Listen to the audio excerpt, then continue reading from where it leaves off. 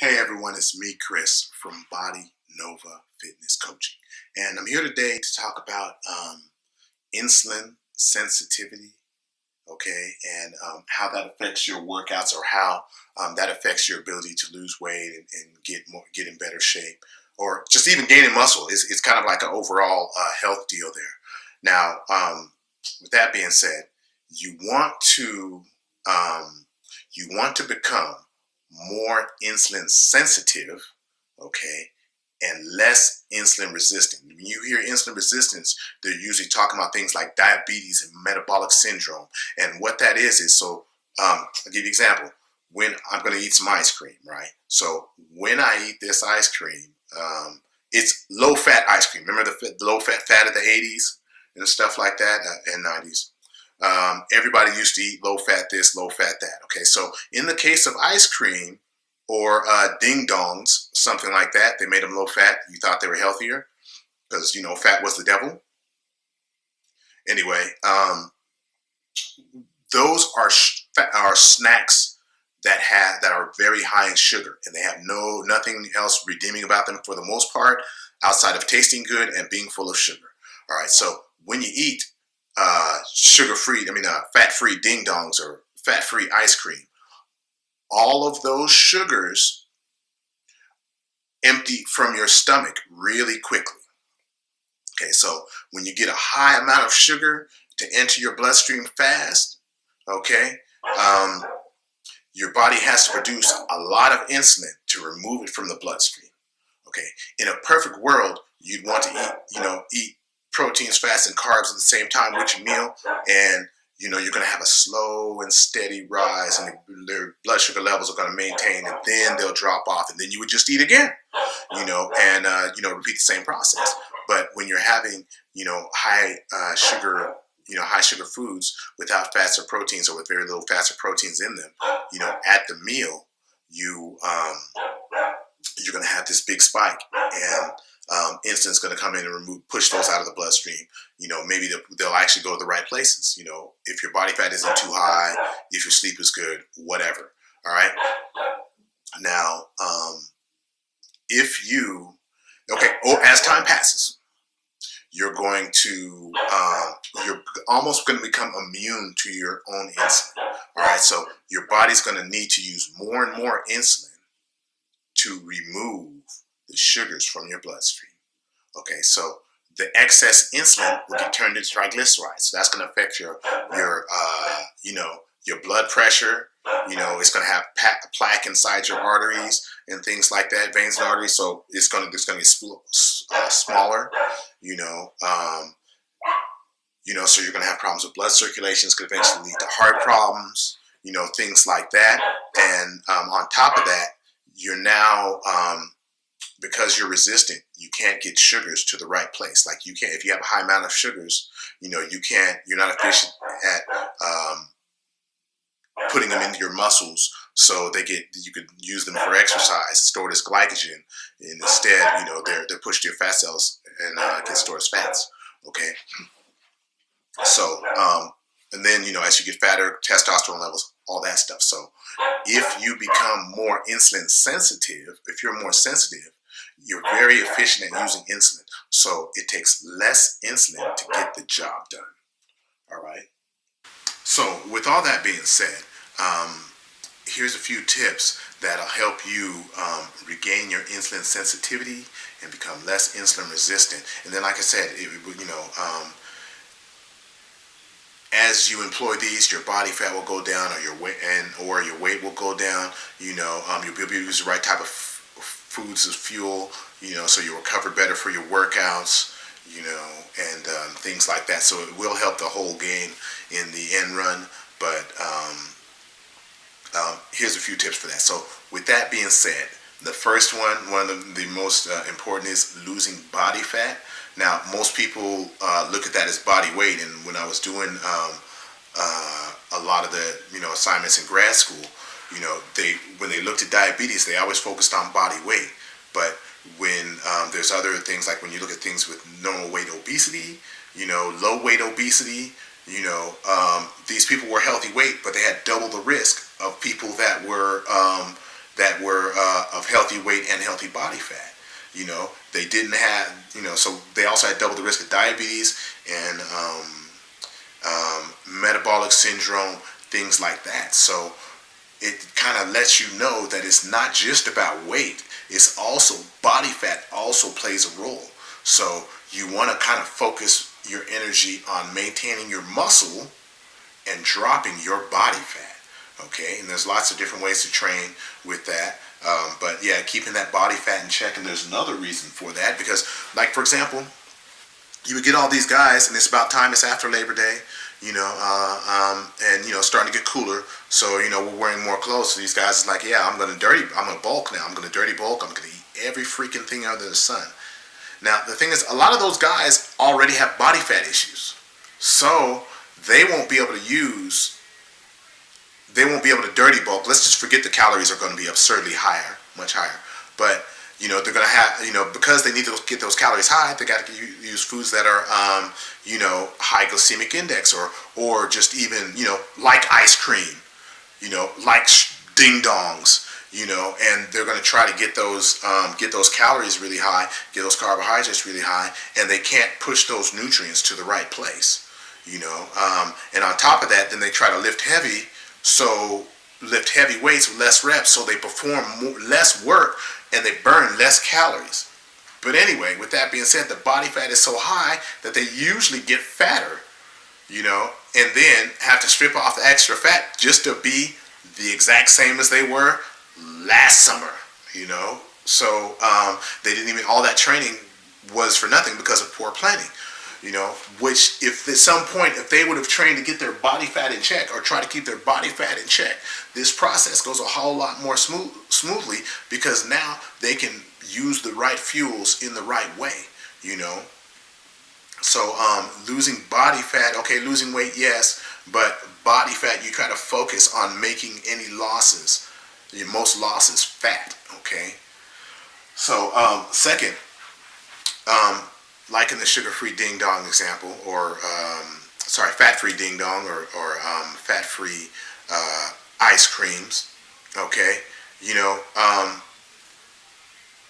Proteins, fats, fiber, what they all do is they slow the rate that the sugars empty from the stomach and get into the bloodstream.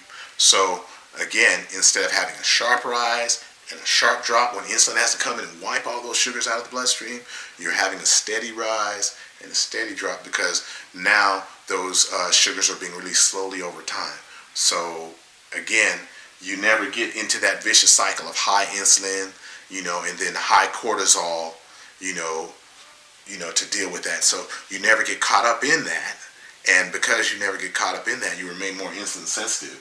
And you might even, lose some body fat, because you're trying to keep the stress response under control with that. All right. A couple nutrients. One is cinnamon.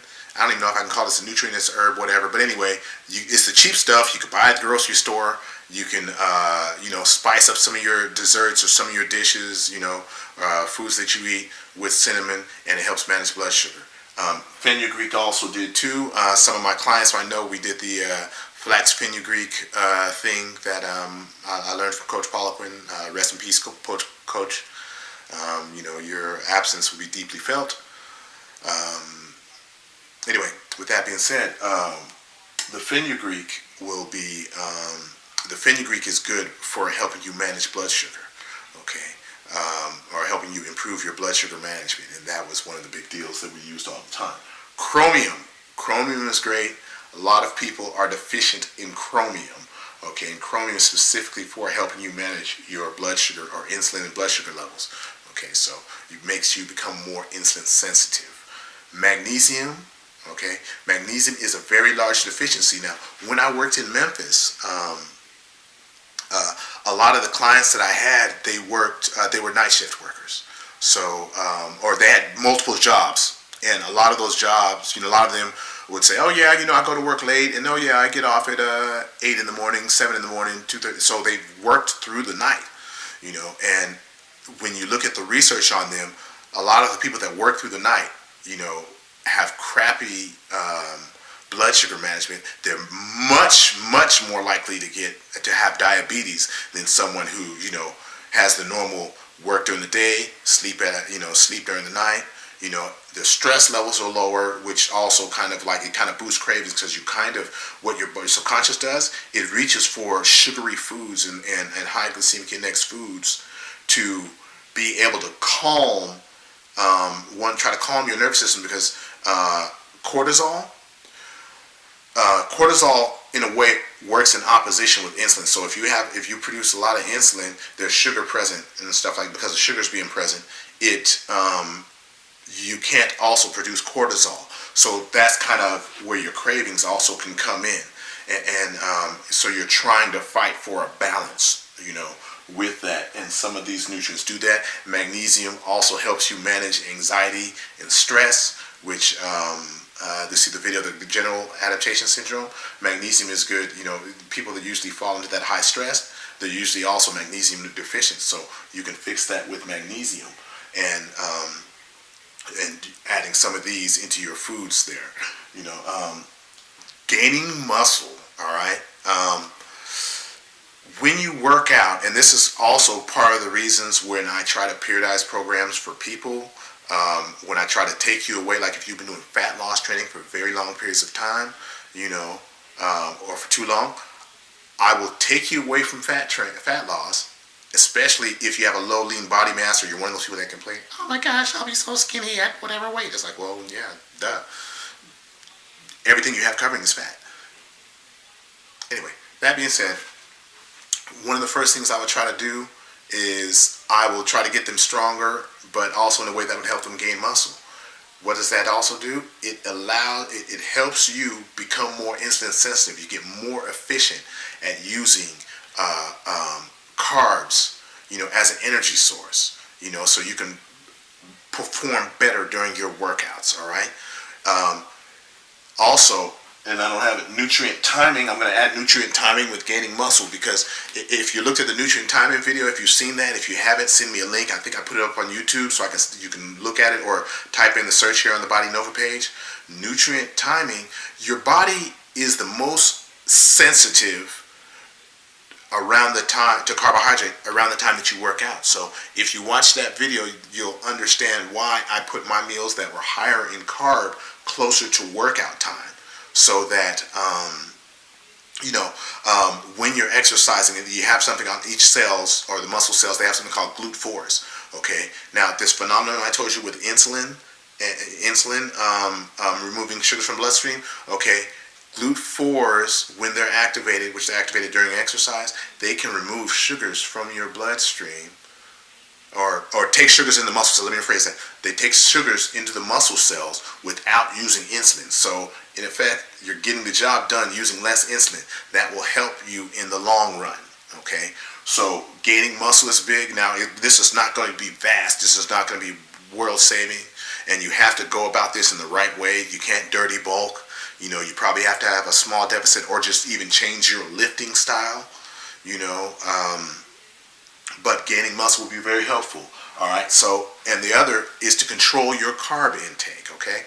Most people have no idea how much carbs they take in. So, like, for example, what is it? It's 8 ounces of Coke is 37 grams of carbohydrate.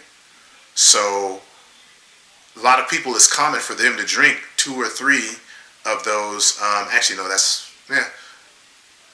might be a little more than that. It might be 12 ounces. 12 ounces is about 37 grams. No, 16 ounces is 37 grams. So, of Coke. But it's pure sugar. Okay, so remember this when we're talking about that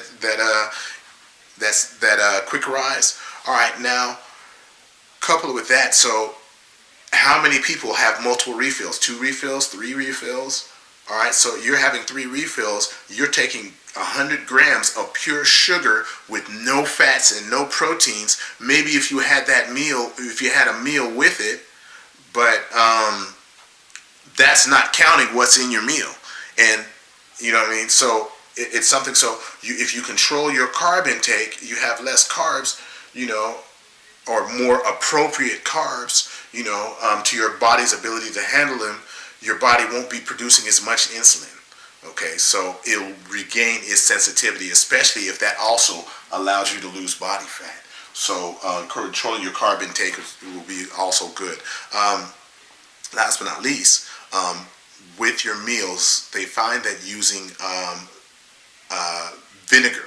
Okay, so there's a lot of vinaigrette dressings, balsamic vinaigrettes, raspberry vinaigrettes, different types of vinaigrette dressings. So if you use those vinaigrette dressings on your salad, and or just oil and vinegar on your salad, lemon juice works also, but vinegar is supposed to be really strong.